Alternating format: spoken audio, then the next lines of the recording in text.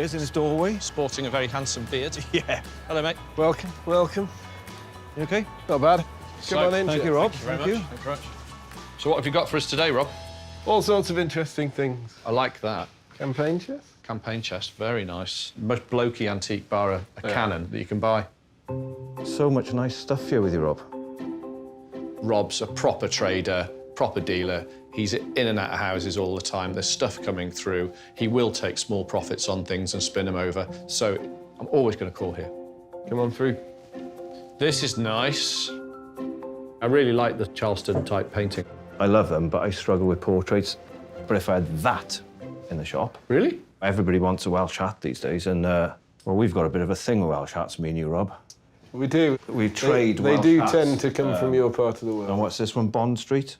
So they've got the makers, but you can get regional ones, like I've got an Aberystwyth one at home. Really? Yeah. Which I probably would never sell. What's an Aberystwyth one worth? It's priceless. Conditions 500 quid, probably. Yeah. 500? The one I've got is mint. See, I know nothing about this stuff, but you two... Yeah, they're brilliant. I Are they? love going into a house and just finding a Welsh hat there. All dealers have their own look, or their own style, their own taste. Now, Alistair knows exactly what he likes, and he knows exactly what he can sell in his market.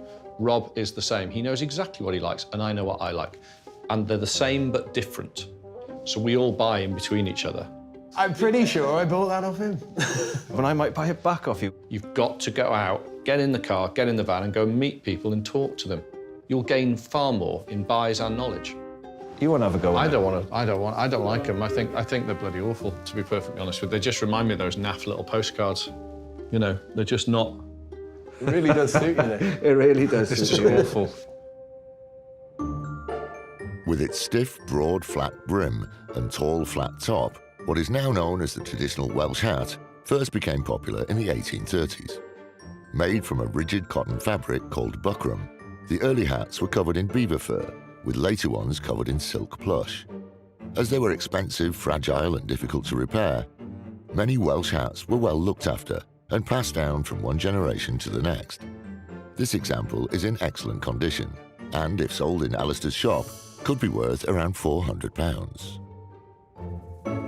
So you're going to buy your first Welsh hat then, Drew? No, they still don't interest me. No, I just How have no much is interest that in it. Welsh hat then, Rob? £350. I don't think you can I make need a to learn fortune. about these. I'd like to pay £3 for it, Rob.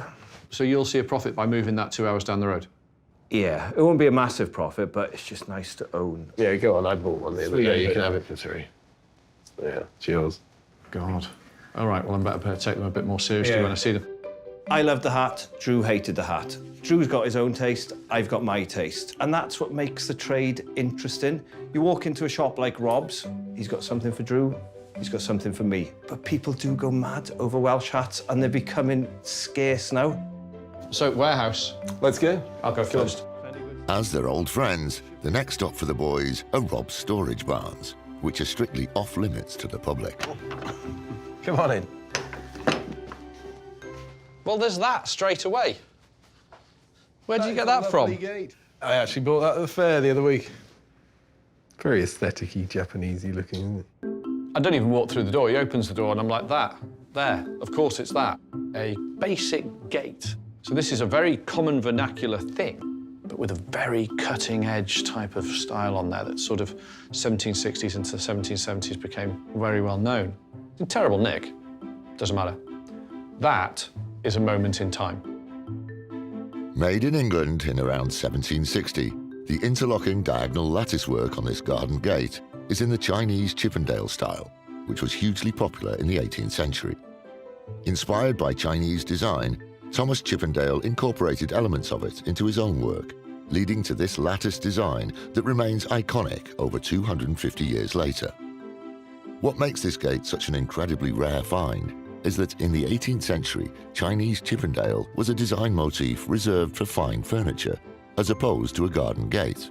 Once sympathetically restored, it could be worth around £1,250. And it's a lovely colour. It is a love. Green's always popular.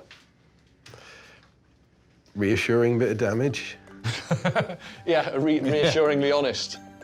What do you want for that ratty old gate, then, that nobody wants that you couldn't be bothered putting in the shop? £250. Can you hold that for a second, Al? I can. presenting now. My beautiful assistant. Yes, mate, thank you Yeah. very much. Pleasure. Marvellous. £250. It's had another coat of paint over I think there's just one over the original. So we will scrape that back to get to the original one. There's not a fortune in it, but it's interesting. Kudu horns. Oh, I believe they're kudus, are they, Rob? Yeah.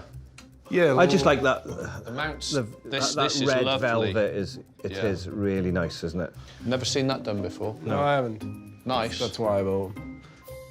I probably think they're an African hunting trophy, and they've just been mounted. I've never seen any with that velvet before. It's normally just the bone, the skull cap. So why that's on there, I don't know, but thank God it is, because it's made them, you know? So what are you... $260 the pair. Don't think you can go wrong with those. Do you want them? Oh, you don't want them now? No, I do want Because them. it's more. I do this want is them. why I it's do. so tight.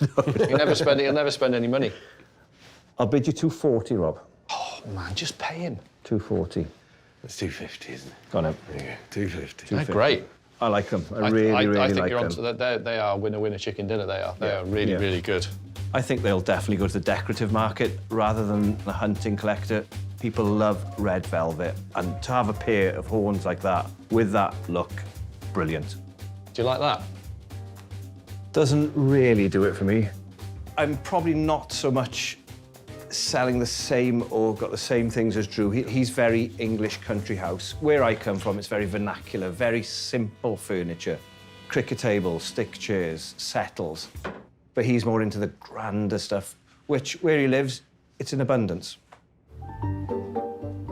Oh, it looks good in here. More stuff again? More stuff. That's a big one, isn't it? Oh, hello. That's a big one. Yeah, that is a big one, isn't it? That's more your type of thing. isn't it? Probably, yeah. I've got a lot of them. Is that cheap, Have Rob? you got one that big? I haven't got one that big, no. Walk into the other part of Rob's barn here, and right in the middle of it, you can't miss it, there is a cracking big crock. Dairy bowl used for collecting milk and numerous other things, I should imagine. This is one of the biggest ones I've seen. It is a whopper. Colour's unusual as well. Really unusual to be so dark. That can be cheap, 70 quid to you. Oh, what? I was going to Thank say, you. if you don't buy it, I'm buying that. Yeah. £70. Thank you. £70. Basically giving it away. You've just given it away. Don't know, about 100 quid? Yeah. Tidy. Yeah, there you go. Gave it a bit of a knock, it sounded right, and Rob said 70 quid. Brilliant. But I saw Drew, his eyes were on it too, so I thought, right, I'm gonna flip this quick. 100 quid, happy days, deal done. So Drew ends up the owner of the crock, the big crock. You could have waited till I was out of the room. Well, it's just, It's nice. yeah. Cost me £30 for hesitating. For being polite, cost me 30 quid. And that's how it goes. Deals. We're dealers, you know? And do you know what? It's really good fun. That's some of the most fun you can have, is being with your pals, buying like that. It's fine. Don't begrudge him the profit. That's fine. I'll get him on the next one. Why have you got this hidden at the back? What's on here? Not a lot. It's a lesson never to leave an oil painting in a cold, damp, frosty room. Yeah, but why have you hidden it? Can we have a look? Is it knackered? Yeah, let me grab that. Because I don't like to look at it, because I paid good money for it, and then I left it in here over the winter, and all the paint fell off. Yeah. Shame. It's a really charming scene, of merit, really. But yeah, something has happened to it. And I'm thinking, well, it's still fun. It's still a big piece of wall art. People want those. Hotels, etc., etc. It's just a decorative thing, but I want it is. for 20 quid. I don't Really? I don't want to look at it anymore. You're kidding me? No, you can have it for 20 quid. 20 quid. Go on, you buy it for 20 quid. You've got to buy Really? it for 20 Yeah, quid. just don't. You sure? Well, that's why it was facing the wall, because I can't bear looking at it. I'm sorry. And he goes, yours for 20 quid. Well, of course I'm going to buy it. He wants rid of it. It's a bad memory. So he's got rid of it, given me a bit of luck. Boom, boom, boom. It'll go on. It's still good. There's just bits of it that aren't so good now. I mean, that's like a 1,200 quid painting all day long otherwise. But it's buggered, isn't it? And it's getting worse. It's still coming off. It's your problem now. Right. Did you mention a cup of tea? I did indeed. All right.